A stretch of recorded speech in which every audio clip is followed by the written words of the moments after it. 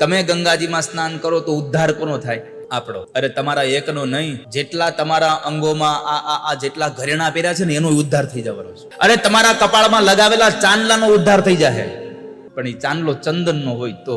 સવારમાં જે મૃગલાની નાભીમાંથી નીકળેલું કસ્તુરી તિલકમ લલાટ પટલે, પણ હરણના નાભીમાંથી નીકળેલું એક કસ્તુરી ચંદનની હારે મિશ્રિત થઈ અને કોઈના કપાળમાં લાગે, અને કોઈના કપાળમાં લાગેલું એ કસ્તુરી એ તિલક, અને ઈ માણસ ગંગાજીમાં સ્નાન કરવા આવે અને તારા પ્રવાહથી એના કપાળમાં લાગેલું કસ્તુરી જો ધોવાઈ જાય અને તારામાં પડે ને, તો જે માણસ સ્નાન કરવા આવ્યો છે એનો ઉદ્ધાર તો પછી થાય, પણ જેના નાભીમાંથી નીકળેલું જે એ કસ્તુરી એટલે કે જે હરણું છે, એ હરણું જ્યાં પણ હોય ઈ તારામાં સ્નાન ન કરે તો કાંઈ નહીં, એનામાંથી નીકળેલું કસ્તુરી તારામાં પડે ને તો એ હરણનો ઉદ્ધાર થઈ જાય છે. હવે કલ્પના કરો તમે કે હરણ ગંગામાં સ્નાન ન કરે તો કાંઈ નહીં, પણ એની નાભીમાંથી નીકળેલું ખાલી જે કસ્તુરી છે એ કસ્તુરી ખાલી ગંગામાં પડે તો હરણનો ઉદ્ધાર થઈ જાય, તો તમે તો આખા ગંગામાં પડવાના છો, તમારા કુળનો ઉદ્ધાર થઈ જાય. વાલા એ ગંગા